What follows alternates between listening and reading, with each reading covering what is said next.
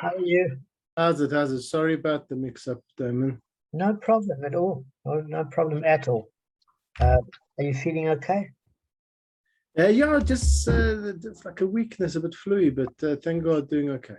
Shame, man. So sorry. Doing okay. Sorry. And you guys all well? Yeah, we well. Reverse climate to you. Yeah. Thank you. Right, so you guys are powering through the Masechta. Awesome. Yeah. Yeah. So how many daf is that? So we've done about 94 daf so far.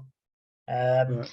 We had a bit more energy in the beginning. It's a bit like a marathon now, which is good, but yeah, sometimes difficult with the impetus. We still carry on, but I think just because our lives are getting a little bit hectic in different arenas, each of us at the moment.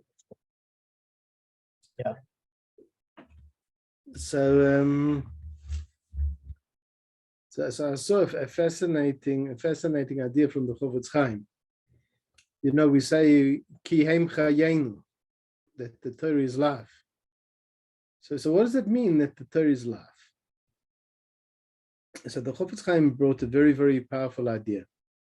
He says you take a look at people and you see they're all different, if you want to call it positive things, milers, attributes, additions to a person. So let's say you've got a guy, he's a great musician, or he's a great painter, or he's a good businessman, things like that. Those are all wonderful things, but they additions. In other words, so he is a person, and he also happens to be a great musician. He is a person, he also happens to be a good painter.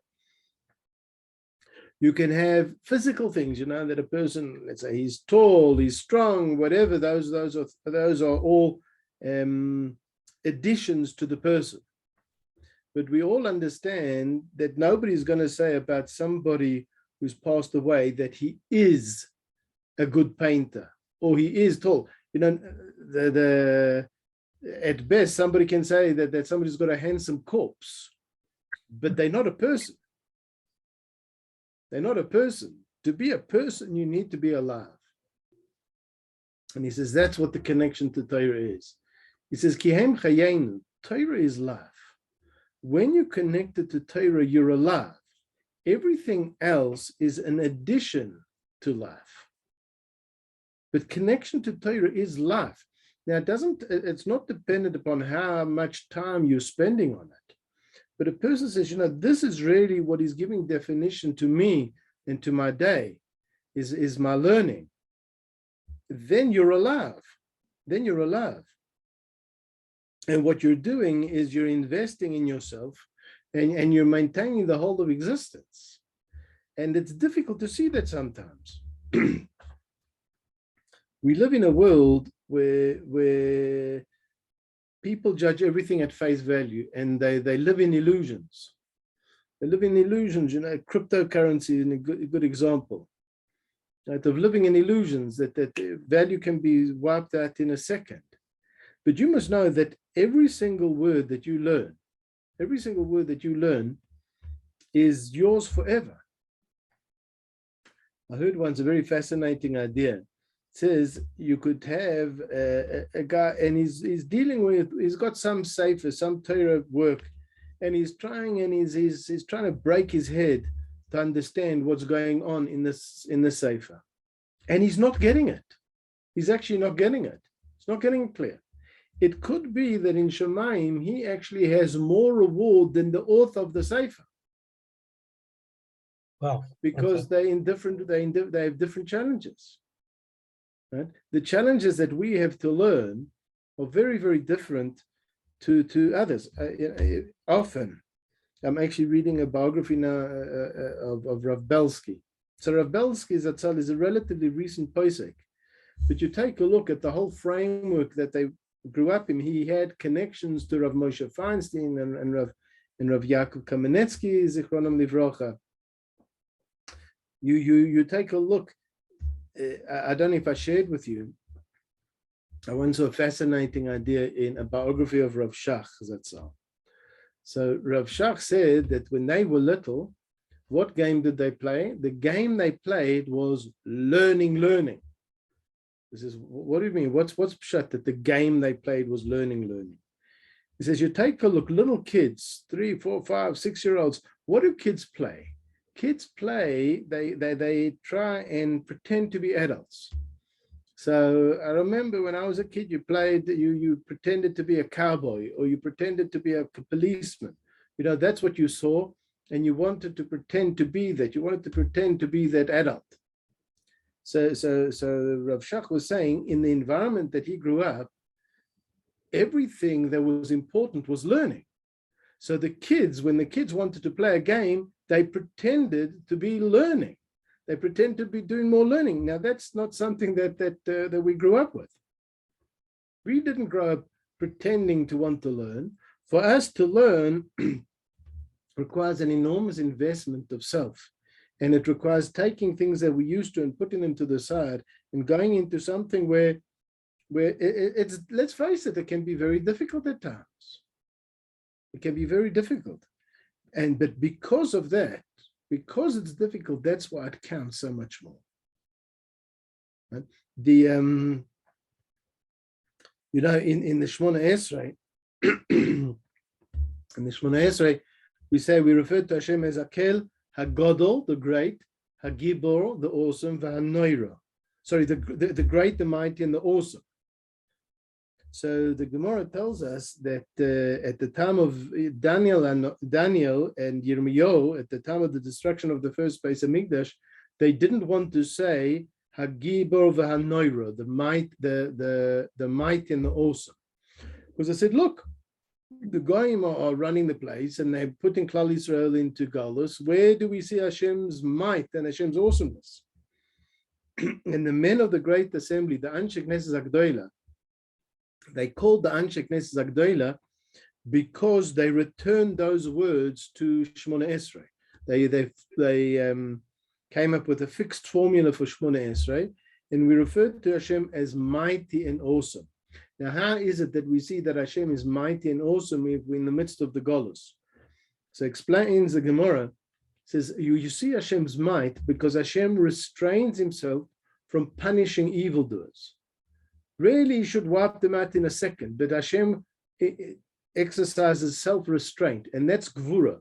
To be a Gibor, to be a mighty person, is to have self-restraint. And he says, why do we say that Hashem is Noira? So let's look at it. Right here on our forum, you have guys that didn't necessarily grow up from, and you're putting a lot of time and effort to learn Torah. Why are you doing that? The only reason you're doing that is because you must know that Hashem is true and his Torah is true. So this very fact that we have a group of friends all over from all over the world, and you putting together the time to learn Torah, that is a very, very loud testimony to the fact that Hashem is Noira, Hashem is awesome. So you need to take a big chizuk out of this. What you're doing is that person looks at himself, and again, we live in a world where everything has to be big and loud.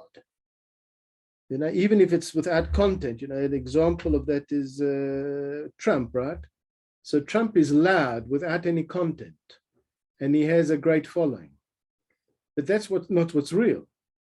What's real is a person that can be in a room anywhere in the world, and you're trying your best to learn. That's what's important. That's what's important. That is what's showing Kovod Shem Shemayim. So as counterintuitive as it might seem, you can have guys in a kollel somewhere, and they're sitting down the kollel, and that they're doing it, and it's many hours a day. But it might be that your chabura is doing something greater because of the circumstances that you're in and the challenges that you face. It can be greater, and that's why you have to take tremendous chizuk. So how many shiurim have you done, Damon? We've done 536. Yeah. Right, 536. We've all done, Well, the whole group, actually. They haven't missed a thing. None of you have missed. We've had people come in and out for a year or two, but you guys have stuck to 536, Right. Have you any idea what that is in Shemayim? I've often told you, the wealthiest guy in the world could not buy that from you. Sure. Even if he's paying real cash, he can't get it from you. I'll tell you an interesting insight. I mentioned it, I think with Avram Avinu. So Avram Avinu, we saw in last week's parasha, he was davening for the people of Sodom, but nothing happened from that davening. He davened, and nothing happened. So the whole question is, why did Hashem even ask him to daven if nothing was going to change? And the answer is Avram changed. Avram Avinu changed. So besides what I'm telling you of the difference that your learning makes to the universe, you yourself know how you've changed because of the learning. Right? What would you have done with that 500 hours? You know, how many things on Netflix would have been watched? Right? And where would you have been for it? Where would you have been for it? Sure. Right? 500 hours of Gemara versus 500 hours of anything else. Right? You've got a tremendous asset under your belt there. And that's what you need to keep, and you need to keep on giving yourself chizuk on that. The Maharal explains, says that even though we don't do Torah and mitzvahs for the reward, but it's definitely okay to keep in mind that there is going to be a huge reward. Because, you know, the same way with a young kid, you're going to give them sweets and chocolates and all types of incentives to motivate them to do what's right. We have to sometimes, you know, remotivate ourselves as well. To understand that what we're doing is good and right and important, and that there's going to be a tremendous payback on that. So that's, I say, Ashreichem, you're very fortunate. But each of you will know many other guys in similar positions who didn't spend the 500 hours. You know that post-COVID, you're a different human being to what you were going into COVID. And that's a huge thing. You need to keep that in mind. I also want to thank all the guys because of the amount of work that they do in order to prepare for the shiur and get an understanding, because they all put in effort, really, a lot of effort, not just the time of the shiur. So guys, I'd like to thank you very much. And I think also Arthur specifically, while he's working, your audio shiurim have been a constant source of teaching for him. He's obviously does a lot of caregiving for those that can't look after themselves. Arthur's at the bottom there, so he's just obviously a little bit whacked up. I think he's had session after session in a row, put a lot of night shifts. But all of you for the preparation work, I just mentioned Arthur specifically because Rabbi Cohen, he used you as his continual reference source to do Chazorah, etc. But all of you have done a lot of thank you. And Rabbi Cohen, thank you for all your shiurim and your insights. Really. And to Damon, can I just say something for Damon quickly? Just to thank Damon as well, because the amount of effort, really, Rob, that he puts in for us, it's absolutely unbelievable. Yeah. Whatever effort we put in, you can times that by like 50 or 100. So he puts in so much effort. He's incredibly bright. He's a genius. He gives over an incredible shiur. I do have a point of reference. I've been to a few other top people. I got a Rev Simcha Stein now as well. So I'm very impressed. I think he gives over a wonderful shiur. We've learned an incredible amount. And now you've just now taken it and you've explained to us how valuable everything that we didn't realize. We knew it was valuable to some extent, but I think you've now put it into correct perspective. You must understand, whatever I've told you is not even scratching the surface about how valuable it is. You've got no clue how valuable it is, how precious it is in Shemaim's eyes. That's, I said, because we live in a very superficial world. The Western world is a very, very superficial world, and they think, let's say you've got Musk, right? Right? He's effectively managing to ruin thousands of people's lives in a moment. Right? And he's held as a role model.